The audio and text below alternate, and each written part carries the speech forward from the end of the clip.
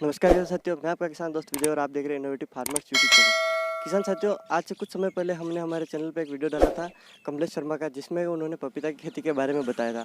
तो उसमें उस समय कमलेश शर्मा ने हमें एक चीज़ बताई थी कि उन्होंने जो पौधे खरीदते थे, यहाँ से बड़ी सादरी से पौधे खरीदते थे। साथ में उन्हें सर ने जो जहाँ से उन्होंने पौधे खरीदे उसी के साथ उन्हें जो भी दवाई में जो भी बीमारियाँ लगी थी उसके बारे में उन्होंने बताया कि यहीं से जहाँ से पौधे खरीदे उन्हीं से उन्हें सारी जो बीमारियों की नॉलेज वगैरह दवाइयाँ वगैरह यहीं से मिली थी। तो आज हम इस नर्सरी पे आए हैं, तो आज सर से हम बात करेंगे कि उनका क्या कॉन्सेप्ट है, कि जैसे कि सर के जो पौधे हैं वो सर पौधे भी देते हैं, साथ में जो जहाँ तक पहली जो फसल आती है, फल लगते हैं, उस समय तक सर जो बीमारी आती है उनकी जो दवाई रहती है सारी देख रेख उन्हीं की रहती है। तो हम सर से बात करने वाले हैं, तो चलिए बिना वक्त गवाए शुरू करते हैं इस वीडियो को।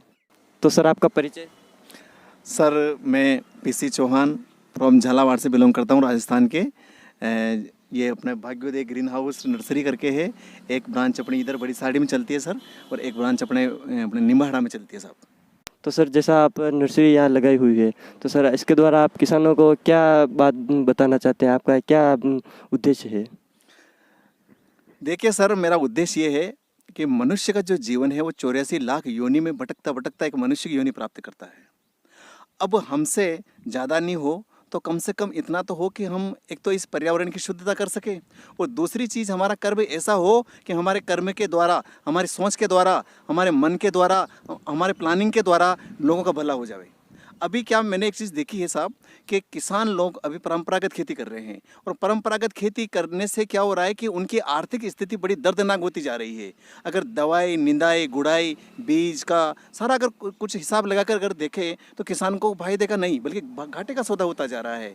धीरे धीरे धीरे धीरे उसके सपने चकनाचूर होते जा रहे हैं। जब मैंने ये पोजीशन देखी तो मैंने सोचा कि यार बागवानी खेती की तरफ लोगों को मोड़ा जाए, उनको अग्रसित किया जाए, ताकि उनकी इनकम अच्छी हो, आय अच्छी हो, ताकि एक किसान जो हमारा अन्नदाता है ना, वो भी उसके सपने पूरे कर सके और वो भी खुशी खुशी अपना जीवन यापन कर सके। यही सोच करके हमने भाग्योदय का नाम दे करके, कि किसानों का भाग्योदय होगा, उसी नाम से अपन ने ये प्लानिंग किया है और नर्सरी चालू की है। इसके अंदर हम लोगों को बताते हैं कि भाई 1 बीघे में जो कि आप सोयाबीन और मक्का लगा करके, दूसरी एनीवे जो कोई भी खेती आप लगा करके जो भी आप आय प्राप्त कर रहे हो, तो ज़्यादा से ज़्यादा आप 20 से 25 हज़ार रुपये सालाना कमा सकते हो। लेकिन यदि 1 बीघा में यही 12 महीने के अंदर आप अगर बागवानी अगर खेती करते हो तो 3 से 4 लाख रुपये आप आराम से प्राप्त कर सकते हैं साहब।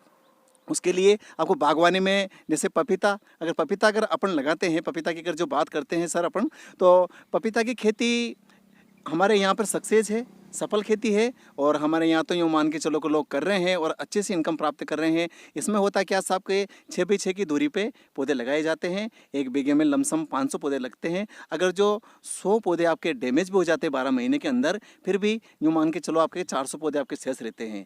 और यदि आपने ताइवान रेड लेडी 786 वाला पौधा लगाया है और उसकी बराबर देख रेख आपने की है, तो यूँ मान के चलो कि आपको 1 साल के अंदर उसी 1 बीघे में से 2 से 3 लाख रुपये की आराम से इनकम होती है। और हमारा सपोर्ट यह रहता है कि किसान को हम सिर्फ पौधे ही उपलब्ध नहीं करवाते, हम पौधे देते हैं, होम डिलीवरी देते हैं, रिप्लेसमेंट देते हैं। उसके बावजूद उसमें जो भी बीमारी आएगी, उसमें जो भी स्प्रे होगा, उसकी दवाई की उसको जानकारी देंगे। अगर उसको दवाई नहीं मिल रही है तो दवाई ला करके देंगे, और फल आने तक, जब तक उसके फल पकेगा तब तक उसके साथ हम रहेंगे साहब, है ना। क्योंकि उसी की खुशी में हमारी खुशी है। उसका बगीचा एक सक्सेस होता है तो हमारे और 10 बगीचे लगेंगे, है ना। तो कहते हैं ना कि मेहंदी लगाने वाले हाथों में मेहंदी आके खुद उसके हाथों में लग जाती है। यानी कि हम अगर दूसरों की भलाई करेंगे तो हमारी भी भलाई होगी। यही सोच के साहब इस काम को हम कर रहे हैं। तो सर आप ये जो नर्सरी का काम कर रहे हैं, बगीचे लगवाते हैं, तो कितने समय से आप ये नर्सरी चला रहे हैं?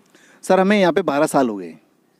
12 साल से हम ये काम कर रहे हैं और किसानों को ये जानकारी देते हैं भाई आम, अनार, चीकू, संतरा, नींबू, मौसमी, ये बाकी ये काम भी करते हैं। 12 मासी नींबू वगैरह भी लगवाते हैं। पर हमारा जो मेन बेस है वो है पपीता के ऊपर। पपीता के ऊपर इसलिए सर क्योंकि पपीता की खेती ऐसी है कि 1 साल के अंदर ही उसको इनकम प्राप्त हो जाती है, और चाहे तो वो अगले साल उस बगीचे को रखे तो उसकी मर्जी, वो नहीं रखे तो उसकी मर्जी। तो सर अभी तक आपने 12 सालों में लगभग कितने किसानों के बगीचे लगवा चुके हैं? हम सर सालाना लगभग 50,000 प्लांट लगाते हैं, जो कि हमारी देख रेख में होते हैं, जो हमारे टेंडर बेस पे रहते हैं, जिनके फल पकने तक की हमारी गारंटी रहती है। समथिंग एटमॉस्फेयर 50,000 के लगभग प्लांट लगाते हैं हम। और उसमें यूँ मान के चलो आपके एक कस्टमर को हम जैसे मान लो कि वो जैसे 50 कस्टमर अगर हुए हमारे, तो जैसे मान लो किसी का अगर कम भी रहता है, किसी के 200 भी रहता है, तो किसी के 500 भी रहता है, किसी का 1000 भी रहता है, किसी के 2000 भी रहता है, पर लगभग यूँ मान के चलो कि 50 से 1000 पौधे सालाना देते हैं। जैसा कि आपने बताया कि आप ताइवान रेड लेडी 786 पौधे लगवाते हैं, तो उसका उत्पादन कितना रहता है पर पौधे के हिसाब से?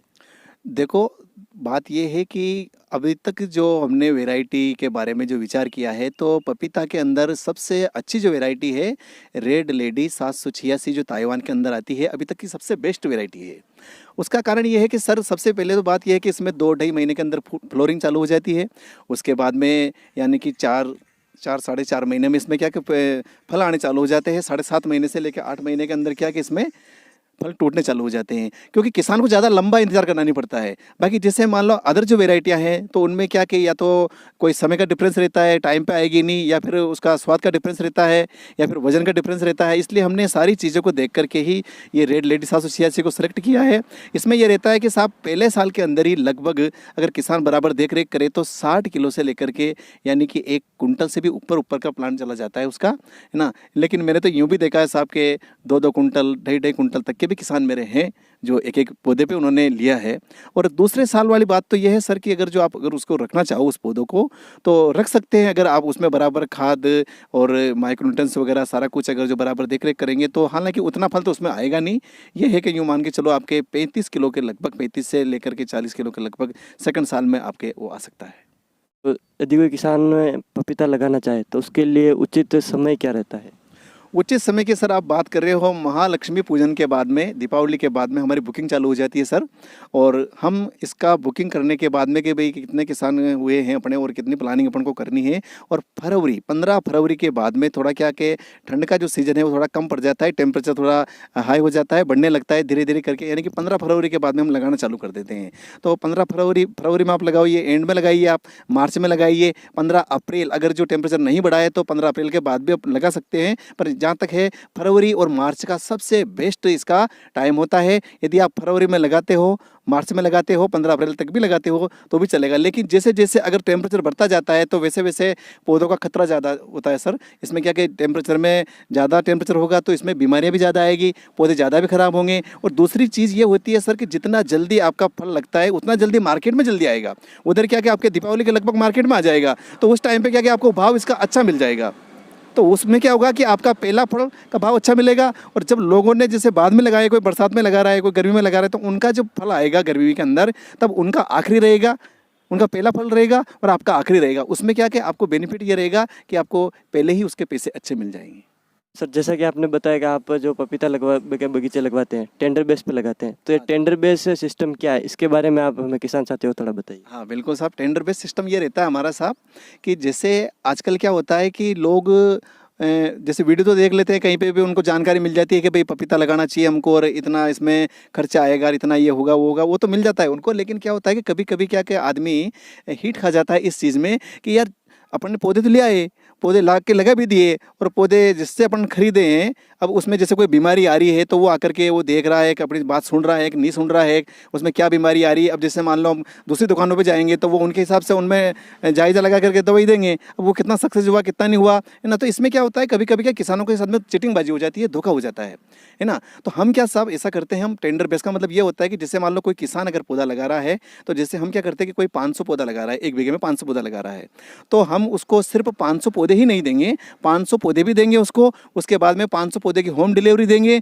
उसमें 10% रिप्लेसमेंट देंगे। और उस पौधे को लगाने से लेकर के जब तक उसके फल टूटेंगे, यानी कि दीपावली पे फल टूटना चालू हो जाता है, उसमें वहाँ तक उसमें अगर कोई बीमारी आती है, बीमारी के लिए, फंगस के लिए, जैसे फ्लोरिंग के लिए और फल बढ़वार के लिए, उसमें जैसे ग्रोथ के लिए, सभी के लिए जो भी दवाई की अगर उसको ज़रूरत पड़ती है तो वो सारी दवाइयाँ हम उस टेंडर बेस में हम ही देते हैं। उसके बाद में उसको हम सर्विस देते हैं पर मंथ, महीने में एक बार जा कर के उसको देखना, उसमें भाई क्या स्थिति है, क्या गुड़ाई करनी है, क्या निंदाई करनी है, कब पौधे की पुताई करनी है ना, और कब उसको पानी पिलाना है, ये उसमें बार बार जाना पड़ता है हमें। यानी कि लगभग उस किसान के पास भी जब तक जाना पड़ता है हमें, तब तक कि उसका फल पक के तैयार नहीं हो जाए, मार्केट में नहीं चला जाए। ये होता है हमारा टेंडर बेस। किसान साथियों एक बात का विशेष ध्यान रखें, यदि आप सर से बात करना चाहें तो कॉल करने का समय 9 बजे से शाम को 5 बजे तक ही रखें, ताकि जो सर है वो आपको सही प्रकार से संतुष्ट कर सके और आप जानकारी प्राप्त कर सकें। किसान साथियों, आशा करता हूँ कि आपको आज के हमारे स्टूडियो से बहुत ही जानकारी मिली होगी। मिलते इसी प्रकार की और जानकारी के साथ अगले वीडियो में। तब तक के लिए जय भारत, जय जवान, जय किसान।